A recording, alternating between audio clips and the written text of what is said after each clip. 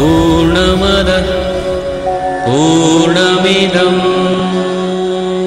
भक्ति संवाद। दर्शकवृन्द नमस्कार। हामी तपाईलाई आज पनि धेरै धेरै स्वागत गर्दछौं। तपाई हेरिरहनु भएको छ भक्ति दर्शन टेलिभिजन। हामी भक्ति संवादमा छौं। तपाईलाई धेरै स्वागत छ। म सुदीप गेवाली। भक्ति संवाद मार्फत हामीले विभिन्न धार्मिक आध्यात्मिक व्यक्तित्वहरूसँग हामीले धर्म अध्यात्म जीवन जगतका कुराहरू पनि गर्ने गर्छौं र सम्बन्धित व्यक्तित्वहरूसँग धार्मिक आध्यात्मिक विषयसँग सरोकार राख्ने विषयवस्तुसँग कुराकानी पनि गर्ने गर्छौं र संवाद मार्फत हामीले यसै परिप्रेक्ष्यहरूमा केन्द्रित रहने गर्दछौं। र आजको बसाइमा हामीले खास गरी बौद्ध धर्मको रहस्य, बौद्ध शिक्षा र यो आधुनिक पद्धतिमा बौद्ध शिक्षाको परिमार्जित अवस्था यसको विषयमा पनि आज हामी केन्द्रित रहनेछौं। र आजको कुराकानीका लागि हामीसँग हुनुहुन्छ आचार्य नुर्बु शेर्पा, जसले बौद्ध शिक्षामा दखल पनि राख्ने व्यक्तित्व हुनुहुन्छ र उहाँ नेपाल बौद्ध महासंघको महासचिवमा सक्रिय व्यक्तित्व पनि हुनुहुन्छ। र खास गरी नेपालमा बौद्ध शिक्षाको प्रणाली, बौद्ध शिक्षाको अवस्था के कस्तो रहेको छ र एउटा बौद्ध शिक्षालाई आधुनिक शिक्षाको मूल धारमा, एउटा देशको शैक्षिक पद्धतिको मूल धारमा ल्याउनका लागि के कस्ता प्रयासहरू भइरहेका छन् यस विषयमा पनि हामी केन्द्रित रहनेछौँ। र साथसाथै बौद्ध धर्मले सिकाएका सन्देशहरू, पञ्चशील, एउटा आर्य आश्राङ्गिक मार्ग लगायतका जुन शिक्षाहरू छन् यसको विषयमा पनि आजको संवादबाट हामी केही रूपमा सुसूचित हुनेछौँ भन्ने हामीले अपेक्षा पनि गरेका छौँ। कुराकानीका लागि हुनुहुन्छ आचार्य नुर्बु शेर्पा। आउनुहोस्, धेरै धेरै स्वागत गरौँ। धेरै स्वागत छ। धन्यवाद। अनि के छ व्यस्तता तपाईँको पछिल्लो समयमा? ठिकै छ। अब बुद्ध जयन्ती सिद्धियो। अरू चाहिँ हाम्रो अब शिक्षा सम्बन्धी अहिलेको 8औं शिक्षाको विधेयक संशोधनमा हाम्रो कुराहरू केही पाड्नुको लागि हामी अलिक दौडधुपमा थियो। त्यो पनि अहिले चाहिँ भएको छ। भनेपछि त अब हामीले समसामयिक विषयको कुराकानी गर्नु पर्दा पनि अब एसएलसीको नतिजा भर्खरै मात्र पनि आएको छ हैन? र पहिलो पटक भोट भाषा र बौद्ध शिक्षालाई ऐच्छिक विषय राखेर यसपालि नेपालमा पहिलो पटक एसएलसी दिएका थिए विद्यार्थीहरूले। र तपाईँ खास गरी यो बौद्ध शिक्षामा केन्द्रित रहेर तपाईँले गतिविधि अगाडि बढाउनु भएको छ हैन? नेपाल बौद्ध महासंघको लक्ष्य नै बौद्ध शिक्षालाई चाहिँ अलिक व्यवस्थित गर्दै नेपालको नीति अनुसार त्यसलाई समायोजन गर्ने भन्ने हाम्रो लक्ष्य छ। र खास गरी कस्तो छ अहिलेको बौद्ध शिक्षा प्रणालीको अवस्था नेपालमा के कस्तो छ तपाईले जानकारी दिनुस् न। अहिले नेपाल चाहिँ अब शाक्यमुनि बुद्ध जन्मेको मुलुक भनेर विश्वमा प्रसिद्ध छन् र नेपालको बौद्ध शिक्षाको अवस्था चाहिँ अन्य देशले आश गरेको जस्तो चाहिँ छैन। जति चाहिँ बुद्ध जन्मेको मुलुकमा बौद्ध शिक्षाको आशा अपेक्षा अन्य राष्ट्रले राख्छन् त्यस्तै सही अवस्था चाहिँ नेपालमा भएको मैले पाएको छुइनँ। एउटा त अब नेपालको जुन बौद्ध शिक्षा यो प्रणाली हो यो चाहिँ अब नेपालमा आधुनिक शिक्षा लागू हुनुभन्दा पहिलादेखि नै त्यो सञ्चालनमा रहेको र चाहिँ राज्यको सहयोग चाहिँ अब बौद्ध शिक्षामा चाहिँ नभएको देखियो। त्यसको कारणले गर्दा आधुनिक शिक्षाहरू जसरी चाहिँ विकास भए, पाठ्यक्रमहरू निर्माण भए समय अनुकूल, त्यो अनुसारको अब बौद्ध शिक्षामा चाहिँ एकरूपता अलिकति आउन सकेको छैन।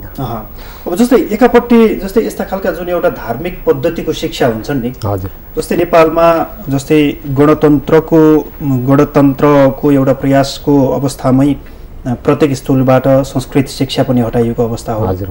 र अहिले पनि यो धार्मिक पद्धतिको भनेपछि केही रूपमा सशङ्कित हुने र सरकारले पनि अलिकति यसमा चासो दिने, उपेक्षा गर्ने खालको त देखिएको छ नै विभिन्न उसमा हैन? तर यस बीचमा जस्तै बौद्ध दर्शन भनेर विभिन्न क्षेत्रहरूमा पनि त यसको शिक्षा पढाइ हुन्छ।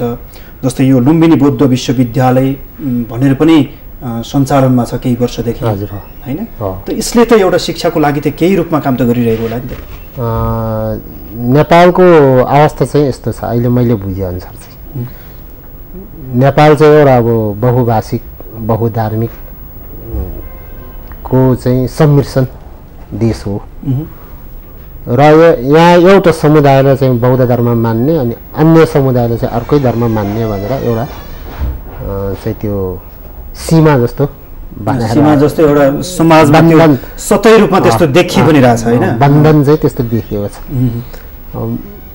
तर प्राचीन कालमा शाक्य मुनि बुद्धको अवस्थातिर हेर्ने हो भने खास त्यस्तो थिएन त्यो बौद्ध इतिहासहरू कसैले अध्ययन गर्नु भएको छ भने शाक्य मुनि बुद्ध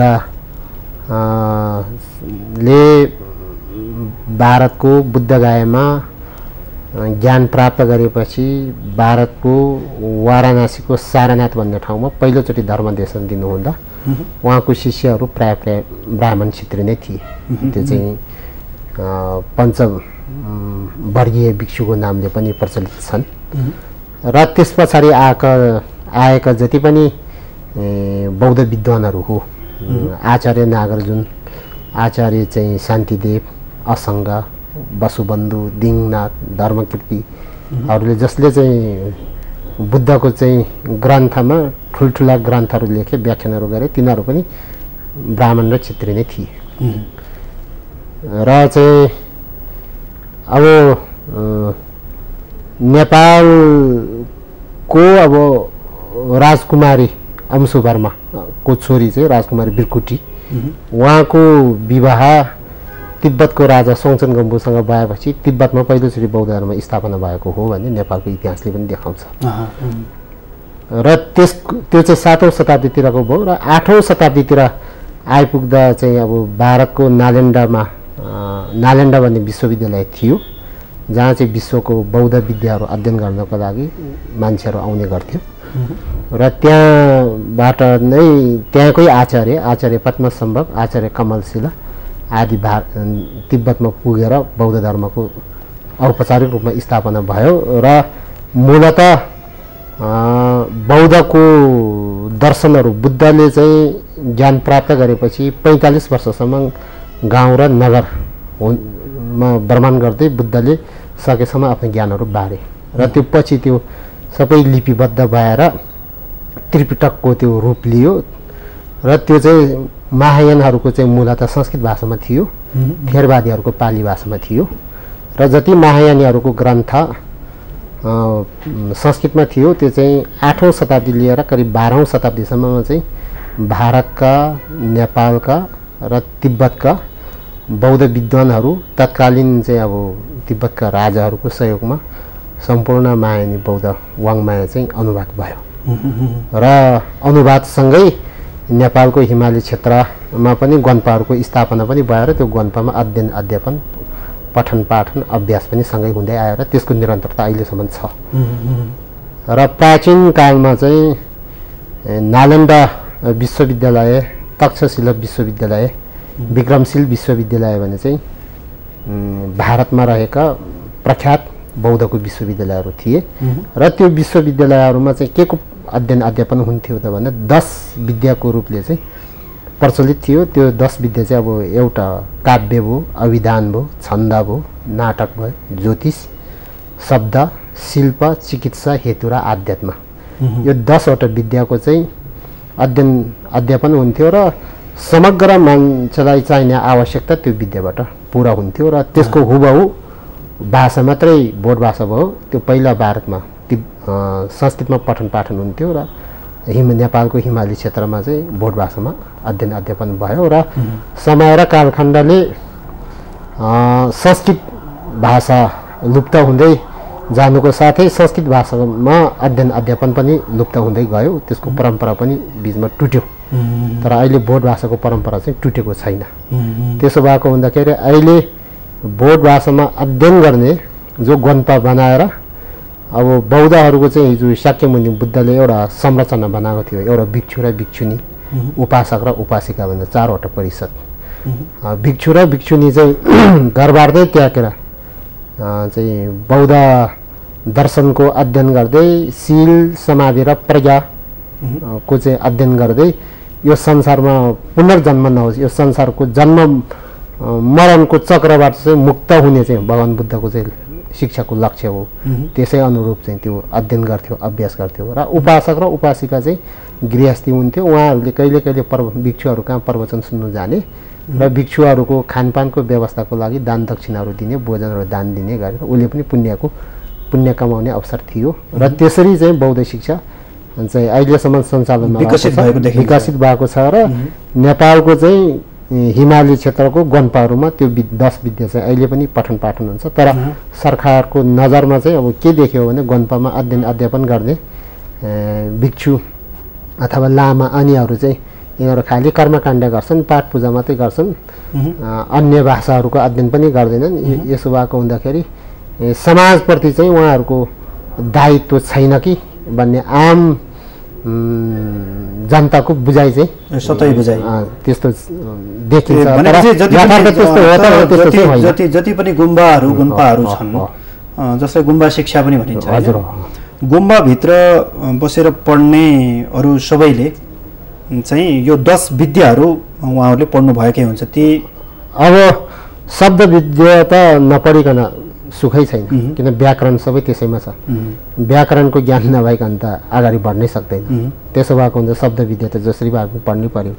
काव्य नपढिकन भोलि ग्रन्थहरू रचना गर्न सक्दैन, अगाडि बढ्न सक्दैन। त्यस्तै अभिधान भयो, छन्दहरू भयो, तिनीहरू जानेन भने त्यो शब्द विद्याकै अङ्ग चाहिँ पूर्ण हुँदैन। त्यसो भएको हुनाले अब शब्द विद्या जान्ने हो भने अनिवार्य रूपमा संस्कृत भाषै जान्नुपर्ने, अङ्ग्रेजी जान्नुपर्ने, नेपाली जान्नुपर्ने छैन।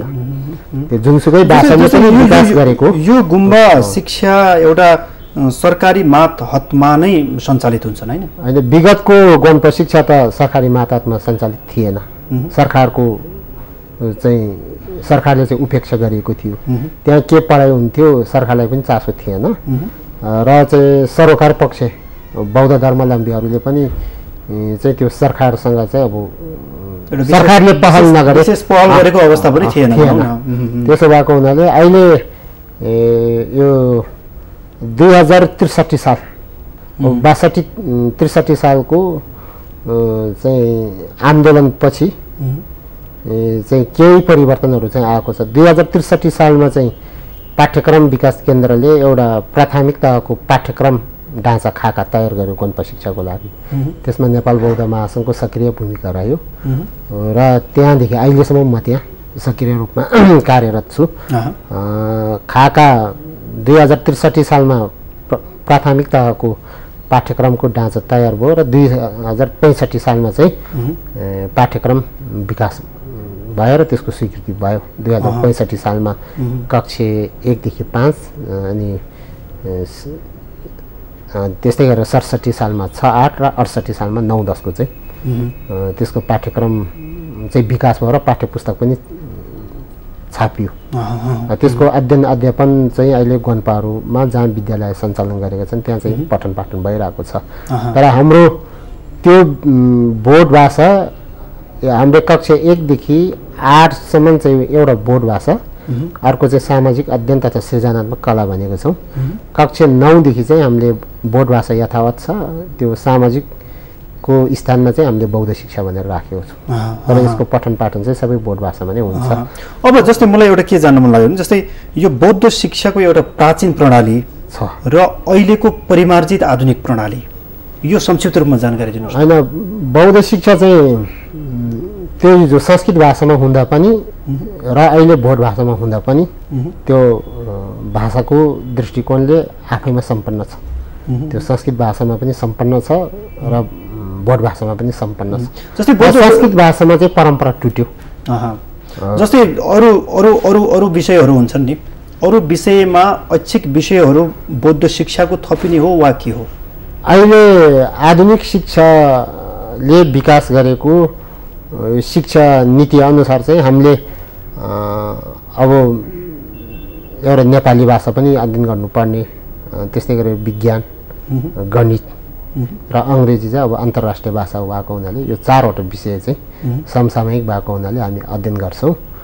र 1 देखि 12 सम्म लगभग 10 अथवा 12 सम्म हामी त्यसरी अध्ययन गर्छौँ र उच्च शिक्षामा चाहिँ हामी अङ्ग्रेजी अथवा नेपाली मध्ये कुनै एउटा विषय अध्ययन गर्छौँ अरू चाहिँ सम्पूर्ण बौद्ध शिक्षाकै विषय अध्ययन गर्नुपर्छ पाठ्यक्रम त्यस्तो खालको निर्माण हुनुपर्छ भन्ने हाम्रो अवधारणा छ अब तपाईलाई के लाग्छ अब जस्तै लुम्बिनी बौद्ध विश्वविद्यालय लगायतका अन्य संस्कृत विद्यापीठहरूमा पनि बौद्ध दर्शन चाहिँ अब पहिलेदेखि नै पढ्न पाइन्छ हैन तर त्यहाँ चाहिँ एउटा कस्तो अवस्था छ भने एउटा निश्चित तहमा पुगिसकेको विद्यार्थीले निश्चित तहमा पुगिसकेपछि आफ्नो रोजाइको विषय बनाएर मात्रै उसले निश्चित समयका लागि निश्चित कोर्सको अध्ययन गर्छ बौद्ध शिक्षा भनेर अब त्यसले कस्तो प्रभाव पारिरहेको छ के लाग्छ तपाईलाई नेपाल संस्कृत विश्वविद्यालयमा अहिले यहाँ काठमाडौँ बागमती क्याम्पस छ त्यहाँ चाहिँ अब पूर्व माध्यममा भनेपछि कक्षा 9 देखि बौद्ध दर्शन पढ्ने व्यवस्था छ त्यो भारतमा पनि त्यस्तै हो भारतको सम्पूर्णानन्द संस्कृत विश्वविद्यालयमा पनि पूर्व माध्यमदेखि पढाइ हुने व्यवस्था छ र भारतको संस्कृत विश्वविद्यालयमा अन्य विश्वविद्यालयमा र नेपालको संस्कृत विश्वविद्यालयमा बौद्ध दर्शन पढाउने मान्छे गुरुहरू चाहिँ बौद्ध धर्मावलम्बी चाहिँ होइन अलिकति समस्या चाहिँ त्यहाँ छ उहाँहरूले चाहिँ अब यो प्राज्ञिक विषय हो यो प्राज्ञिक विषय जसले पढाइ पनि हुन्छ भन्ने अहिले आधुनिक शिक्षाको चाहिँ मान्यता त्यस्तो देखिएको छ तर हामीले बौद्ध धर्म चाहिँ अन्य भाषा अथवा इतिहास पढेको र पढाएको जस्तोको रूपमा हामी स्वीकार्दैनौँ त्यो गुरुकुल परम्पराको हिन्दूकै भए पनि वेदहरू पढ्ने चाहिँ त्यसको आधिकारिक व्यक्ति हुन्छ जसले पढाउनु पाउँछ त्यसको लागि निश्चित मापदण्डहरू पुरा गर्नुपर्छ तर बौद्ध शिक्षामा पनि त्यो जातिको चाहिँ त्यहाँ कुरा छैन त्यो अहिले चाहिँ समाजमा नाम चलेको दलित बन्ने होस् अथवा ब्राह्मण बन्ने होस् अथवा जनजाति बन्ने होस् जसले पढे पनि हुन्छ जसले पढाइ पनि हुन्छ बौद्ध शिक्षा तर त्यसको लागि पहिलो शर्त हो बौद्ध हुनु जरुरी छ एउटा बौद्ध भएर त्यसै अनुसार त्यही संस्कारमा हुर्केर हैन त्यही शिक्षा त्यो भिक्षु हुनुपर्छ सबै रूपमा त्यही शिक्षालाई नै अध्ययन गर्दै आइसकेपछि उसले आधिकारिक व्यक्ति हो उसले दिने एक खालको शिक्षा पद्धति एउटा उसले दिने एउटा शैक्षिक एउटा विकासका लागि दिने योगदान र स्वयं ऊ धर्मावलम्बी नभइकन निश्चित कोर्स पुरा गरेर पठन पाठन प्रभावकारी हुँदैन भन्ने तपाईको मान्नु हो आफ्नो जीविकोपार्जनको लागि जागिरको रूपमा लेक्चररको रूपमा नियुक्ति भएका शिक्षकहरूबाट पढाएका बौद्ध शिक्षाका विषयहरू चाहिँ त्यति अथेन्टिक हुन सक्दैन के देख्नुहुन्छ तपाईँ के प्रभाव पर्छ यसले बौद्ध धर्मावलम्बी उसले बौद्ध धर्म नअपनाइकन जसरी बौद्ध शिक्षा चाहिँ जुनको अध्यापन गराइराख्नु भएको छ यसले चाहिँ पार्ने प्रभाव चाहिँ के हो यो बताइदिनुहोस् न त्यसले चाहिँ अब मान्छेको जीवनमा जसरी हामी चाहिँ अब बौद्ध शिक्षा त अब शील समाधि र प्रज्ञाले युक्त शिक्षालाई हामी शिक्षा भन्छौँ खालि पढ्न लेख्न जान्न बोल्न जान्न अलिकति भाषण गर्न जान्दैमा त्यो शिक्षितको रूपमा हामी बौद्धले चाहिँ मान्दैनौँ स्वीकार्दैनौँ एउटा व्यक्ति शिक्षित व्यक्ति चाहिँ कस्तो हुनुपर्छ त भन्दाखेरि उसले शील पनि पालन गरेको हुनुपर्छ उसले समाधि ध्यान पनि लगाएको हुनुपर्छ उसको प्रज्ञा पनि राम्रो चाहिन्छ ऊ बुद्धिले काम गर्दैन प्रज्ञाको अलिक विकास भएको चाहिन्छ त्यसो भयो भने मात्रै उसले चाहिँ सही अर्थमा भगवान बुद्धको मर्म अनुसार र लक्ष्य अनुसार र भगवान बुद्धले कल्पना गरेको जस्तो शिक्षा चाहिँ जनमानसमा चाहिँ उसले दिन सकिन्छ त्यसो भएको हुँदा जो चाहिँ अब त्रिरत्नको शरणमा नै नभइकन मैले भन्न खोजेँ के हो भने त्यसको लागि मान्छे भिक्षु र भिक्षुनी हुनु पर्दैन गृहस्थी अघि उपासक र उपासिकाको मैले कुरा गरेँ त्यो उपासक र उपासिका भए पनि हुन्छ तर उसले कम्तीमा पनि पञ्चशील त पालन गर्नु पर्यो त्रिरत्नको शरणमा त जानु पर्यो अनि त्यसलाई चाहिँ आधार बनाएर त्यो माथि अघि मैले भने जस्तै 10 विद्याहरूमध्ये विद्याहरू सिकेको सबै 10 विद्यामध्ये सबै विद्या जान्नै पर्छ भन्ने छैन कम्तीमा पनि शब्द विद्याहरूको ज्ञान राम्रो हुनु पर्यो अरू चाहिँ दर्शनको ज्ञान राम्रो हुनु पर्यो सबैले ज्योतिष जान्नै पर्छ नाटक जान्नै पर्छ भन्ने पनि छैन चिकित्सा जान्नै पर्छ भन्ने पनि छैन तर कम्तीमा पनि आध्यात्म विद्या र चाहिँ यो शब्द विद्या हेतु विद्या चाहिँ यसको अपरिहार्य अंग हो तपाईं हामीले जुन बौद्ध दर्शन भन्छौं यो बौद्ध दर्शन भित्रको यो 10 विद्याहरू 10 विद्याहरू मध्येमा अब यो आध्यात्म विद्या भित्र चाहिँ अहिले एउटा प्रजापारमिता भन्ने, अर्को अभिधर्म भन्ने, विनय र यो माध्यमिक दर्शनहरूको पठन पाठन चाहिँ हुन्छ गुम्बामा पनि हुन्छ। त्यो चाहिँ विश्वविद्यालयमा अहिले कक्षा 1 देखि लिएर प्रारम्भदेखि कक्षा 1 देखि पढ्दाखेरि यो विद्याहरूलाई सम्पन्न गर्नको लागि बौद्धमा चाहिँ अहिले महायानभित्र निङमा, कैयु, साके, गेलुक भन्नेहरू छ। निङमाहरूको चाहिँ करिब 22 देखि 23 वर्षसम्म उसले त्यो समय बिताएको हुन्छ यो सिक्नलाई। कैयु, साकेहरूको करिब 22 देखि 23 वर्षसम्म चाहिँ उसले समय खर्च गरेर यो सिकेको हुन्छ। अनि गेलुकहरूले 31 वर्षसम्म लगाएर सिकेको छ। र अहिले नेपालको चाहिँ विश्वविद्यालयमा लुम्बिनी बौद्ध विश्वविद्यालय होस्, अन्य चाहिँ त्रिभुवन युनिभर्सिटी होस्, त्यहाँ चाहिँ बौद्ध विभागहरू खोलेर केही कोर्सहरू बनाएर चलाएको छ। र उहाँहरूको कोर्स चाहिँ अब अन्य विषयमा चाहिँ एमए गरिसकेका अथवा चाहिँ स्नातक पुरा गरेको विद्यार्थीहरूले 2 वर्ष बौद्ध दर्शनको कोर्स पढेर अनि बौद्ध दर्शनमा चाहिँ एमए सरहको ज्ञान हासिल गर्यो भने चाहिँ अब त्यो हास्यको जस्तै के लाग्छ भने जस्तै बौद्ध धर्ममा विभिन्न गुरुहरू हुनुहुन्छ, विभिन्न अवतारी लामाहरू पनि हुनुहुन्छ, विभिन्न सम्प्रदायका आफ्ना विशिष्ट गुरु हुनुहुन्छ, रिम्पोछे लगायतका गुरुहरू हुनुहुन्छ होइन। जस्तै शिक्षा प्रणालीमा उहाँहरूको भूमिका खासै देखिएको हुँदैन अहिले गुरुहरूको शिक्षा प्रणालीमा त उहाँको भूमिका धेरै ठुलो छ। तर एउटा चाहिँ अब मिडियामा नआएको होइन। मैले भन्न खोजेको जसरी विश्वविद्यालयमा अध्यापन गर्ने जुन हुनुहुन्छ होइन, जस्तै उहाँहरू त स्वयं बौद्ध धर्म भन्दा बाहिरको हुनुहुन्छ धेरै। अहिले विश्वविद्यालयमा त्यही ठाउँमा तिनै शिक्षित रिम्पोछेहरूले नै अध्यापन गराउनु भयो भने त अझै प्रभावकारी हुन्छ। प्रभावकारी हुनुपर्छ, तर त्यहाँ प्रवेश गर्ने ढोका चाहिँ थुनेर राखेछ उहाँहरूले। प्रवेश गर्ने सर्टिफिकेट चाहिँ छैन हैन। अन्य गुरुहरू आउनुको लागि चाहिँ ढोका लुम्बिनी बौद्ध विश्वविद्यालय चाहिँ स्थापना गर्यो। अन्य त्यो ज्ञानले सम्पन्न भएको गुरुहरूलाई त्यहाँ प्रवेश हुनको लागि त्यो ढोका चाहिँ बन्द गरेर राखेछ। त्यो चाहिँ अहिले गन्तव्यमा अध्यापन भइरहेको जुन शिक्षा छ त्यसको तह अनुसारको समकक्षता माध्यमिक शिक्षासम्मको चाहिँ अब पाठ्यक्रम विकास केन्द्र अथवा कहीँबाट उनीहरूले त्यो समकक्षा दिनुपर्छ। बिए एमए सरहको चाहिँ अब लुम्बिनी बौद्ध विश्वविद्यालयले होइन भने अहिलेको टियुले त्यसको समकक्षता निर्धारण गरेर दियो भने अनि त्यहाँबाट चाहिँ त्यो गुरुहरूलाई त्यहाँ प्रवेशको लागि ढोका चाहिँ खुल्छ। अहिले त्यो ढोका चाहिँ उहाँहरूले बन्द गरेर राखेछ। त्यसो भएको हुँदाखेरि जोसँग अथेन्टिक ज्ञान छ, जो मान्छेले पढाउन सक्छ, त्यो मान्छेले चाहिँ त्यो विश्वविद्यालयमा ठाउँ पाएको छैन। अब जो मान्छेले 2 वर्ष चाहिँ बौद्ध शिक्षा अध्ययन गरेर अनि ऊ चाहिँ बौद्धको चाहिँ प्राज्ञिक व्यक्ति हुँ भनेर अनि उसले पढाएको बौद्ध शिक्षा चाहिँ न उसले ऊ बौद्ध धर्मावलम्बी हुनु, न उसले बौद्ध धर्मावलम्बी नभए तापनि न उसले चाहिँ एकदम बेसिक लेभलबाट चाहिँ बौद्ध शिक्षाको अध्ययन गरेर आएको। अब त्यो कहीँको पनि बौद्ध धर्मका नियमहरूको चाहिँ आफ्नो दैनिक जीवनमा पालन गरेको। त्यसो भएकोले त्यसले एउटा विकृति चाहिँ ल्याएको छ र मैले पहिला लुम्बिनी बौद्ध विश्वविद्यालय पूर्व उपकुलपतिहरूसँग चाहिँ अब तपाईँहरूले एउटा चाहिँ वैधानिक रूपमा चाहिँ अवैधानिक डिग्रीहरू लुम्बिनी बौद्ध विश्वविद्यालयले प्रदान गर्दैछ जसको चाहिँ असर भविष्यमा चाहिँ नकारात्मक पर्छ भनेर भन्नुभएको थियो। मैले भने अहिले पनि म भन्छु। हामी एकैछिन विषयमा जाँदैछौँ।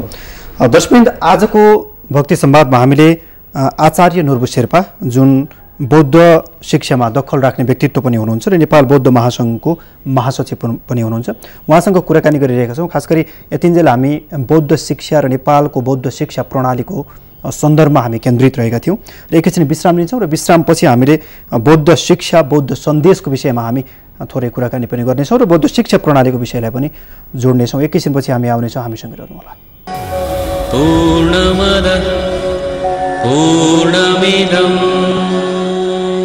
भक्ति संवाद।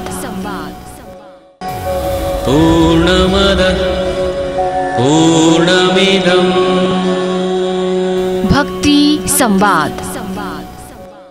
दर्शकवृन्द, हामी तपाईँलाई फेरि पनि धेरै स्वागत गर्दछौँ। हामी भक्ति संवादमा छौँ र आजको बसाइमा हामीले बौद्ध शिक्षा, बौद्ध धर्म, बौद्ध दर्शनसँग केन्द्रित रहेर कुराकानी गरिरहेका छौँ। हामीसँग हुनुहुन्छ आचार्य नुर्बु शेर्पा, जो नेपाल बौद्ध महासङ्घको महासचिव पनि हुनुहुन्छ।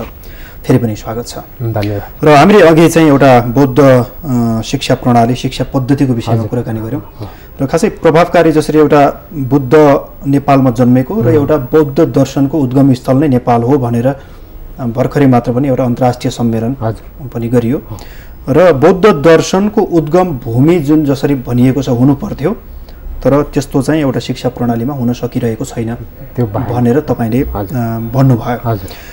र अब यस अर्थमा अब तपाईँहरू एउटा बौद्ध शिक्षालाई पनि एउटा देशको शिक्षाको मूलधारमा ल्याउने प्रयासमा तपाईँहरू हुनुहुन्छ। त्यो हामी प्रयासरत छौँ। प्रयासरत हुनुहुन्छ। अब लुम्बिनी बौद्ध विश्वविद्यालयकै कुरा पनि भयो होइन, अध्ययन अध्यापन प्राध्यापकहरूको पनि कुरा भयो, समस्या देखिएको कुरा तपाईँले गर्नुभयो।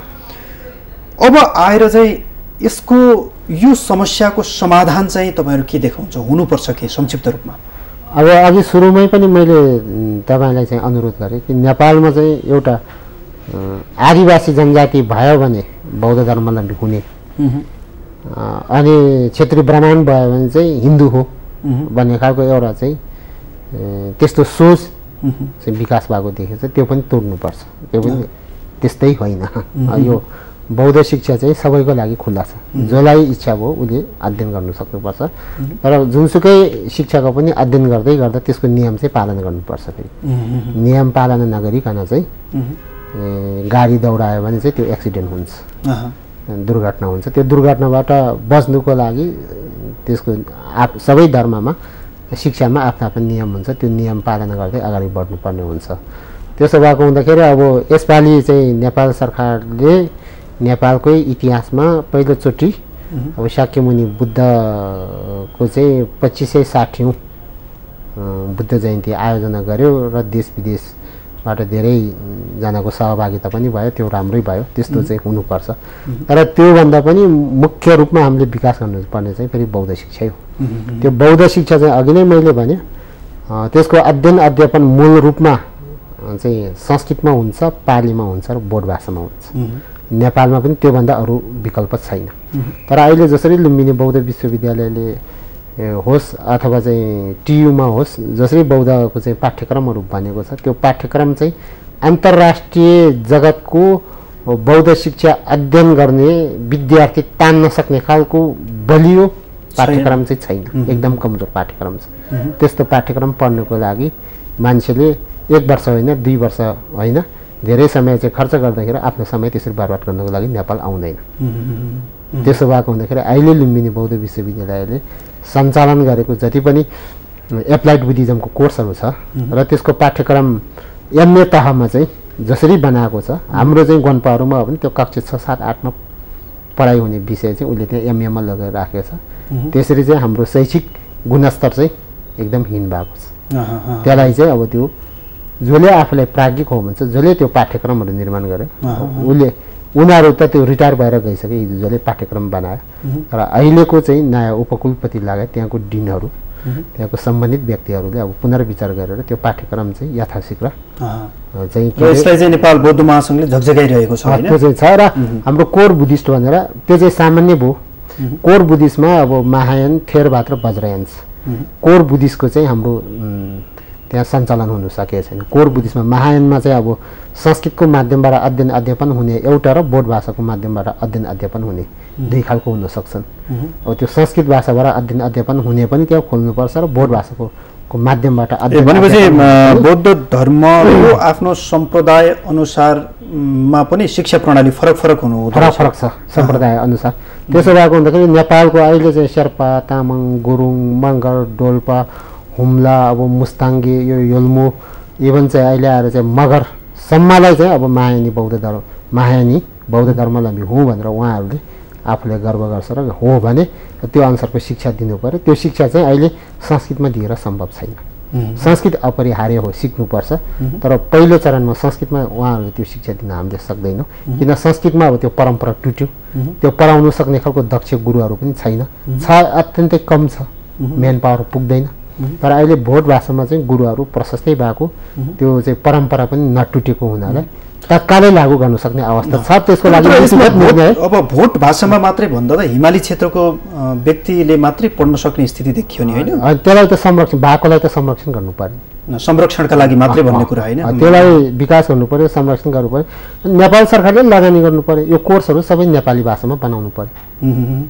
संस्कृत भाषामा भएको, नेपाली बोट भाषामा भएको, पाली भाषामा भएको चिजलाई त नेपाली भाषामा अनुवाद गर्नु पर्यो। यो त आजको भोलि त हुँदैन। त्यसको लागि लुम्बिनी बौद्ध विश्वविद्यालयले हुन्छ कि अथवा नेपाल सरकारले कुनै एउटा निकाय बनाएर अनुवाद गर्ने र अथेन्टिक व्यक्तिहरू राखेर चाहिँ आजदेखि काम सुरु गर्यो भने अब 10-15 वर्षमा धेरै ग्रन्थहरू नेपाली भाषामा आउँछन्। त्यहाँबाट कोर्स नेपाली भाषामा बनाउँदा हुन्छ। अहिले त नेपाली भाषामा हामी पढाउन त चाहन्छौँ, तर सामग्री छैन, कसरी पढाउँ? त्यो ग्रन्थ मात्रै बनाएर त भएन। त्यो चाहिँ पढाउन सक्ने दक्ष फेरि नेपाली भाषामा पढाउन सक्ने खालको विद्यार्थी त उत्पादन गर्नु पर्यो। त्यो आजको भोलि त हुँदैन। आज काम सुरु गरेन, आज आउने 10 वर्ष 15 वर्ष। अब भनेपछि तपाईँको भनाइले नेपालमा बौद्ध शिक्षा एक प्रकारको पर्यटकीय शिक्षा पनि हुन सक्दो रहेछ होइन? तर त्यहाँसम्मको दम राख्ने अहिलेको बौद्ध दर्शन जुन शिक्षा पद्धति छ हुन सकिरहेको छ। अहिलेको विश्वविद्यालयले नेपाल सरकारको मातहतमा रहेको विश्वविद्यालय वा उसले चलाएको चाहिँ आङ्गिक क्याम्पसहरूमा सञ्चालन भएको कोर्स चाहिँले विदेशी विद्यार्थी चाहिँ आकर्षित गर्न सक्दैन र नेपाली विद्यार्थी पनि गइरहेको छैन पढ्नको लागि। जस्तै अब के कुरा विदेशमै अब बौद्ध धर्मावलम्बीहरू धेरै हुनुहुन्छ, बुद्धिस्ट देशहरू पनि छन् होइन? अब बुद्ध नेपालमै जन्मेको र बौद्ध दर्शनको उद्गम स्थल पनि नेपाल भूमिमै रहेको प्रचार भइरहँदा नेपालमै आएर बौद्ध दर्शनको अध्ययन गर्ने इच्छा र चाहना पनि हुन सक्छ होइन? तर त्यस अनुसारको प्रवर्धन चाहिँ शिक्षामा हुन सकेको छैन।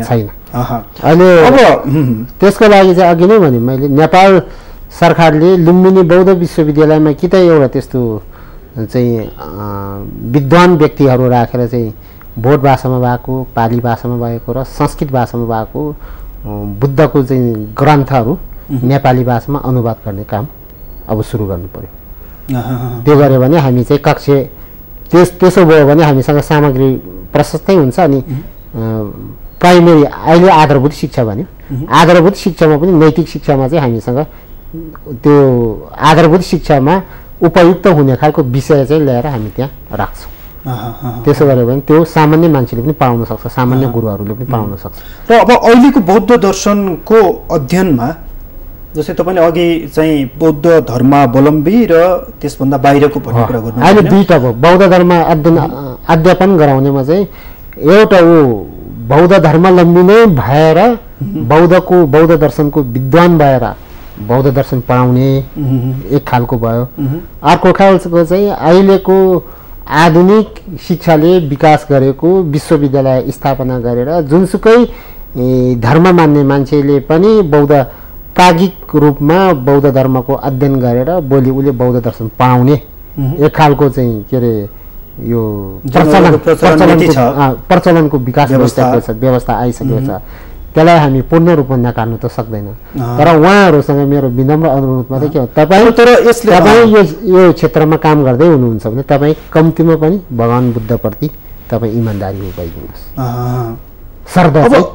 अब बौद्ध शिक्षा चाहिँ अध्ययन गर्नेहरू चाहिँ कस्तो हुनुहुन्छ त बौद्धको परिप्रेक्ष्यमा? अहिलेको विश्वविद्यालयहरूमा अध्ययन गर्ने र अध्यापन गराउने दुईटै पात्रताको हिसाबले त अब मैले भन्दा त अनुपयुक्त व्यक्ति नै हो। र स्वयं बौद्ध धर्मावलम्बीले बौद्ध दर्शन किन पढ्नु भएको छैन त? होइन, स्वयं बौद्ध धर्मावलम्बीहरूले त आफ्ना हिसाबले सकेको आफैले चाहिँ निजी प्रयासमा गन्पाहरू स्थापना गरेर त्यहाँ आउने विद्यार्थीहरूलाई घाँस बाँस कपासको व्यवस्था गरेर त्यो अध्ययन अध्यापन भइरहेछ। विदेशीहरू पनि आएर त्यहाँ पढिरहेछ। पिएचडी गर्ने धेरै जसो विद्यार्थी त्यहाँ आएर विदेशबाट आएर पढ्छन्, तर त्यसमा सरकारको सहयोग भएन। जस्तै गुम्बामा कुन तहसम्मको पढाइ? गुम्बामा त अघि नै भने मैले यता अहिले आधुनिक शिक्षाले विकास गरेको हो भने पिएचडी तहसम्म, कक्षा 1 देखि लिएर पिएचडी तहसम्म पढाइ हुन्छ गुम्बामा।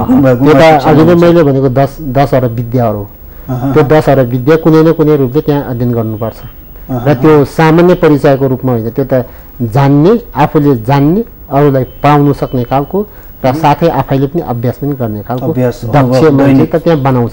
अब यहाँ समस्या भएको मात्रै भाषाको कारणले हामीले सबै बोध भाषामा अध्ययन गर्छौँ भनेपछि एउटा बौद्ध शिक्षालाई चाहिँ एउटा मूलधारमा ल्याउन चाहिँ अझै थुप्रै केही समस्याहरू चाहिँ छ र धारणा अनुसार छैन हैन नेपाली भाषामा ल्याउनु पर्छ किनभने चाहिँ नेपालमा भएको अब 2 करोड भन्दा चाहिँ बढी मानिसहरूले त उसले आफ्नो जीवनमा दैनिक रूपमा पालन नगरे पनि बौद्ध शिक्षा के हो भनेर जानकारी पाउनु पर्छ जिज्ञासाहरू धेरै हुन सक्छ उसको अधिकारको कुरा समस्याकै कारण त्यो जिज्ञासा खुम्चिएको पनि हुन सक्छ तर त्यसको लागि त नेपाल सरकारले व्यवस्था गर्नु पर्यो त्यो नेपाली भाषा पहल के भएको तपाई देख्नु भएको छैन सरकारको पक्षबाट कुनै पहल भएको छैन त्यो ग्रन्थहरू चाहिँ सबै नेपाली भाषामा अनुवाद गरेर ल्याउनु पर्यो जसरी हिजो संस्कृतमा भएको रामायण नेपाली भाषामा अनुवाद भयो हैन भानुभक्तले प्रयास गरे त्यस्तै अब अहिले त अब सरकारले त्यसको लागि आर्थिक पाटो त सरकारले व्यवस्था गर्नु पर्यो नि त त्यो भयो भने यसमा काम गर्ने कि त्यस्तै अब भानुभक्त जस्तो नि पुरुषहरू जन्मिनु पर्यो बोध भाषा पनि जान्ने नेपाली भाषामा पनि राम्रो दखल राख्ने तर त्यस्तो व्यक्तित्वहरू पनि हुनुहुन्छ त्यस्तो व्यक्ति उत्पादन गर्नुको लागि त प्राथमिक तहदेखि नै त्यस्तो विद्यालयको व्यवस्था हुनु पर्यो नि त त्यहाँ नेपाली भाषा पनि कक्षा 1 देखि पढाउनु पर्यो बोध भाषा पनि पढाउनु पर्यो हैन त्यसरी पढ्दै आयो भने अनि उसले एमए सम्म आफ्नो शिक्षा सिद्धिँदा अथवा चाहिँ बीए सम्म सिद्धिँदा उसले एउटा अनुवाद गर्ने क्षमता राख्छ भाषाको ज्ञान भएर मात्रै भएन विषयको पनि ज्ञान हुनु पर्यो अनि त्यो दुईटै यो भयो बौद्ध शिक्षा र बौद्ध शिक्षा प्रणालीको कुरा यसको समस्या र समाधानको कुरा हजुर हो अब तपाई आफैमा एउटा बौद्ध शिक्षाको एउटा आचार्य हुनुहुन्छ हजुर र तपाई एउटा विद्यालयको प्राचार्य पनि हुनुहुन्छ हजुर म अब थोरै बौद्ध शिक्षातर्फ जान्छु कि हाम्रा दर्शक श्रोतालाई एउटा बौद्ध शिक्षाको बारेमा केही सुसूचित होस् भन्ने हाम्रो लक्ष्य पनि हो खास गरी भगवान बुद्ध र बौद्ध धर्मले दिएको शिक्षा र मानव जीवनमा हामीले एउटा पालना गर्नुपर्ने कुराहरू खास के हुन् त्यो खालको सन्देश तपाईँ दिनुहोस् त्यो चाहिँ अब भगवान बुद्धले अब बौद्ध धर्मावलम्बी भए पनि बौद्ध धर्मावलम्बी नभए पनि बुद्धले चाहिँ सामान्य एकदम सजिलो 5वटा कुरा मात्रै जीवनमा पालना गर्न सक्यो भने जीवन चाहिँ स्वर्गमय हुन्छ धन्य हुन्छ आफ्नो मानव जीवन पाएको सार्थकता हुन्छ भनेर चाहिँ उहाँको एकदम साधारण शिक्षा हो र त्यसको लागि चाहिँ धेरै ठुलो बुद्धि पनि लाउनु पर्दैन धेरै विद्वान हुनु पर्दैन धेरै ठुलो ग्रन्थ पढ्नु पनि पर्दैन उहाँले भनेको छ 5वटा शील पालन गर्नु भने त्यो पहिलो चाहिँ अब हिंसा नगर्नु भनेको त्यसको पनि कारण छ हामी अब बौद्ध धर्मावलम्बी चाहिँ पूर्वीय दर्शन भएको हुनाले बौद्ध र वैदिक दुईटै पूर्वीय दर्शन हो र बौद्ध र वैदिक दुवैले चाहिँ अब पुनर्जन्म र पूर्वजन्म कर्मफलमा चाहिँ विश्वास राख्छ त्यो चाहिँ अब ऋषि मुनिहरूले अहिलेको अब वैज्ञानिकहरूले को चाहिँ अनुसन्धानबाट त त्यो प्रमाणित भएको छैन भविष्यमा हुन्छ भने त्यो मलाई थाहा छैन तर आध्यात्मिक शक्तिको बलमा हिजो बुद्धदेखि लिएर अन्य वैदिकको पनि ऋषि महर्षिहरूले चाहिँ अब ध्यान शक्तिबाट चाहिँ पत्ता लगाएको कुरा त पुनर्जन्म हुन्छ पूर्वजन्म थियो र त्यसैको कर्मफलको आधारमा अहिलेको जीवनमा असर परिरहेको हुन्छ भनेर भनिन्छ र त्यो विश्वासमा हामी चलिरहेछ हाम्रो जीवन त्यसो भएको हुँदाखेरि हिंसा नगर्नु भन्छ हिंसाको असर चाहिँ अब आयु छोटो हुन्छ भनेछ त्यसो गर्दा यदि कोही हिंसाको कारणले चाहिँ रोगी हुन्छ भने यो अर्को त्यसो भएको हुनाले अब आफू दीर्घायु चाहन्छ निरोगी चाहन्छ भने हिंसा गर्नु पाएन अर्को चाहिँ चोरीले चाहिँ चोरी गर्यो भने दरिद्र हुन्छ भनेछ आफू चाहिँ धनी बन्ने इच्छा छ भने चाहिँ चोरी नगर्नु भनेको हैन त्यस्तै गरेर चाहिँ व्यभिचार गर्यो भने चाहिँ अब श्रीमान हो भने चाहिँ श्रीमती गलत भेटिन्छ श्रीमती हो भने श्रीमान गलत भेटिन्छ यदि वैवाहिक जीवन भएर बाँच्ने इच्छा छ भने चाहिँ व्यभिचार गर्नु भएन नारी र पुरुष दुवैले अनि झुठो बोल्नु भएन अब आफ्नो कुरा चाहिँ सबैले पत्याओस् भन्ने चाहन्छ भने कहिले पनि झुठो नबोल्नु भनेछ अनि आफू जीवनमा सधैँ पनि मान्छेले चाहिँ आदर गर्ने सम्मान गर्ने बाहिर बस्ने हो भने नशालु पदार्थको सेवन नगर्नु भनेछ जाँड रक्सी तमाखु हैन अहिले त विभिन्न गाँजा चरेसहरूको चाहिँ सेवन गर्छ जसको कारणले गर्दा जेलसम्म जानुपर्ने अवस्था छ यो पञ्चशील यसलाई चाहिँ पञ्चशील भने त्यही भएर हिंसा नगर्नु भने चोरी नगर्नु भने व्यभिचार नगर्नु भने झुठो नबोल्नु भने नशालु पदार्थको सेवन नगर्नु एउटा साधारण जीवन जिएर चाहिँ सम्मानित भएर बस्ने चाहना यदि कसै व्यक्तिको छ भने यो पाँचवटा चीज मात्रै पनि हामीले दैनिक जीवनमा लागू गरे भने हाम्रो जीवन स्वर्गमय हुन्छ। यसको लागि हामीले ठुलो बुद्धि लाउनु पर्दैन, ठुलो तर्क गर्नु पर्दैन, ठुलो शास्त्रको अध्ययन गर्नु पर्दैन, एमए को डिग्री लिनु पनि पर्दैन हैन। एकदम सामान्य कुरा, तर यही सामान्य कुरा गर्न नसकेर भनौँ या ध्यान नदिएर मान्छे चुकिरहेका छन्, चुकिरहेछ। अब घरमा चाहिँ व्यभिचारको कारणले गर्दा श्रीमान श्रीमतीको बिचमा सम्बन्ध विच्छेद भइरहेछ, चोरीको कारणले गर्दाखेरि चाहिँ अब चोरी र ठगीको कारणले गर्दाखेरि अहिले त अख्तियारले चिठी लेखेकै छ हैन। त्यस्तै चाहिँ अब यो चाहिँ हिंसाको कारणले गर्दा अब यत्रो मान्छे मर्यो, अहिले सत्य निरूपण आयोगमा उजुरी आएको आइछ अनि यो यस्तै छ। अब यो के अरे पदार्थ सेवन गरेको कारणले ड्रग्सहरूको व्यापारहरूको कारणले मान्छे समाकै छ। यो सीमानाकाहरू धेरै कडा गर्नु परेको स्थिति पनि छ त्यसकै कारणले। अहिले अब यो आर्य यो त भयो पञ्चशील हैन। अब आर्य अष्टाङ्गिक मार्गमा के पर्दछन् संक्षिप्त रूपमा? आर्य अष्टाङ्गिक मार्ग त भगवान बुद्धले मान्छे बाहिर जीवनयापन गर्नुपर्छ, कुनै न कुनै व्यवसाय अपनाउनु पर्छ। अब घरबार त्यागेर बसेको मान्छे बा मागेर खाएर उसको जीवन बित्थ्यो। शाक्यमुनि बुद्धले पनि 45 बुद्ध त प्राप्त गरेपछि उहाँको जीवन भिक्षाटनबाटै उहाँको जीवन चलेको। त्यसो भएको हुँदाखेरि अब सामान्य मान्छेले आफ्नो जीवनयापन गर्नुपर्छ, त्यसको लागि कुनै न कुनै पेसा अपनाउनु पर्छ। तर त्यसको लागि आफ्नो जीवन सुखमय हुनुको लागि र अरूको पनि हित हुने खालको चाहिँ 8वटा बाटो चाहिँ हामीले जीवनमा अपनाउनु पर्छ। अनि त्यो पहिलो भने अब सम्यक दृष्टि, हाम्रो दृष्टि नै राम्रो छ। अहिले कतिले भन्छ यो पूर्वजन्म पनि हुँदैन, कर्मफल पनि हुँदैन, जे गरे पनि हुन्छ, कसले पो देखेछ र बाँचिन्जेल चाहिँ मोज मस्तीले आफ्नो जीवन जिउनुपर्छ, मरेपछि त के नै हुन्छ र भने त्यो चाहिँ गलत दृष्टि हो। त्यस्तो दृष्टि हुनु भएन, सम्यक दृष्टि चाहियो। अनि सम्यक सङ्कल्प, हामीले कामहरू गर्दा पनि हाम्रो सङ्कल्प राम्रो चाहियो, गलत सङ्कल्प गरेर काम गर्नु भएन। अनि सम्यक वाक भने मिठो बोली बोल्नु पऱ्यो, नरम बोली बोल्नु पऱ्यो, सत्य बोली बोल्नु पऱ्यो, त्यो सम्यक वाक हो। त्यस्तै गरेर सम्यक आजीविका, जहाँ रक्सीको व्यापार गर्नु भएन, हात हतियारको व्यापार गर्नु भएन, यो चाहिँ पशुको वध गरेर चाहिँ हाम्रो जीवनयापन गर्नु भएन, तिनीहरू चाहिँ गलत आजीविका हो भन्यो। त्यस्तै गरेर चाहिँ सम्यक कर्मन्त, हाम्रो कर्महरू सही गर्नु पऱ्यो होइन। सम्यक व्यायाम चाहिँ अब हामीले अकुशल कर्महरू छ भने त्यसलाई त्याग्नु पऱ्यो, कुशल कर्महरू छ भने त्यसलाई उत्पादन गर्नु पऱ्यो। अकुशल कर्म जुन चाहिँ उत्पन्नै भएको छैन त्यसलाई उत्पन्न नहुनुको लागि प्रयास गर्नु पऱ्यो, जुन उत्पन्न कुशल कर्महरू जुन उत्पन्न भएको छैन त्यसलाई उत्पन्न गर्नुको लागि काम गर्नु पऱ्यो। अनि अरू चाहिँ सम्यक स्मृति, हामीले जुनसुकै काम गर्दा पनि एकदम ध्यानमा राखेर होसमा भएर कुरा बोल्नु पऱ्यो, बाटोमा हिँड्दा पनि। अहिले त कतिपय अब मोबाइल र फेसबुकको कारणले गर्दा हिँड्दै गर्छ मान्छे बाटोमा लडेर, मोबाइल फेसबुक सेल्फी त्यही आदिले धेरैको ज्यान, त्यो चाहिँ बेहोसमा गरेको काम, स्मृति छैन, के गर्नु पर्यो। अनि अर्को त ध्यान लगाउनु पर्यो। मानसिक सुख प्राप्ति गर्ने हो भने बौद्धमा वैदिकमा जुनसुकै मेडिटेसन, अङ्ग्रेजीले मेडिटेसन भने त्यो मेडिटेसन नगरेसम्म हुँदैन।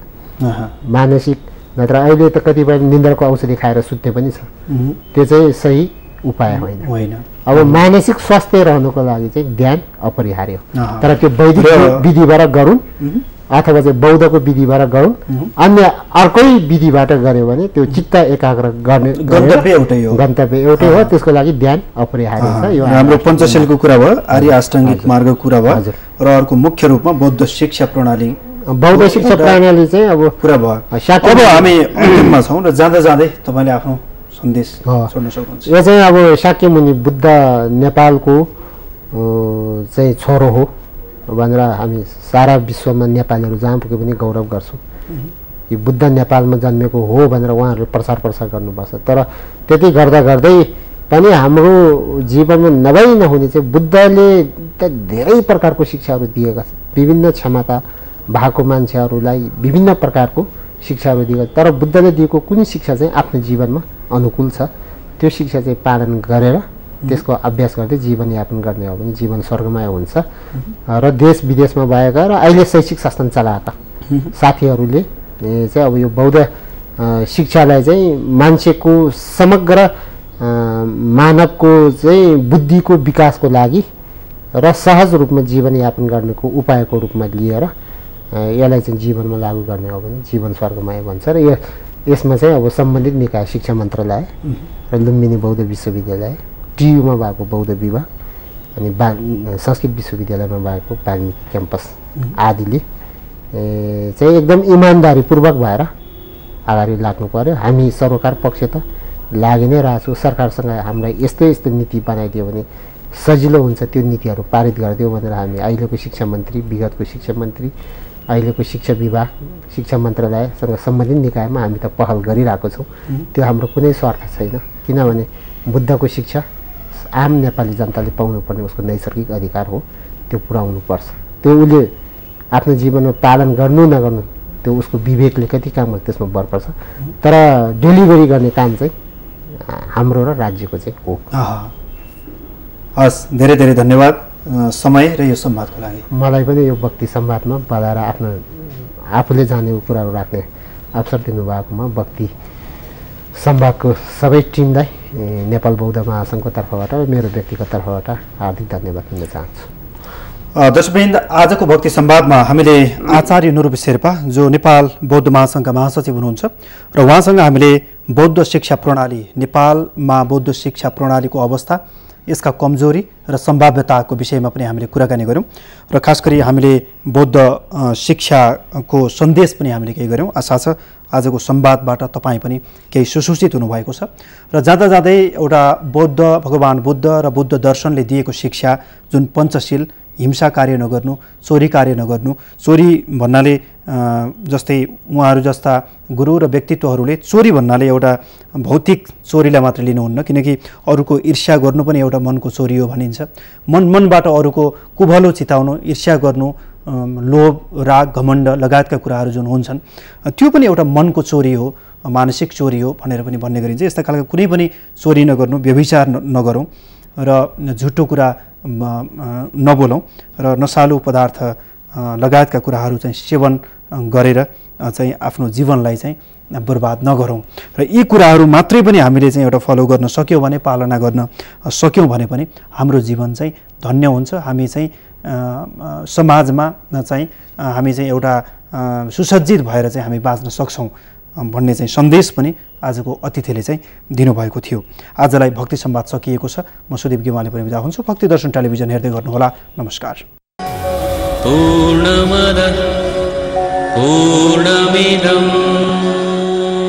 भक्ति संवाद।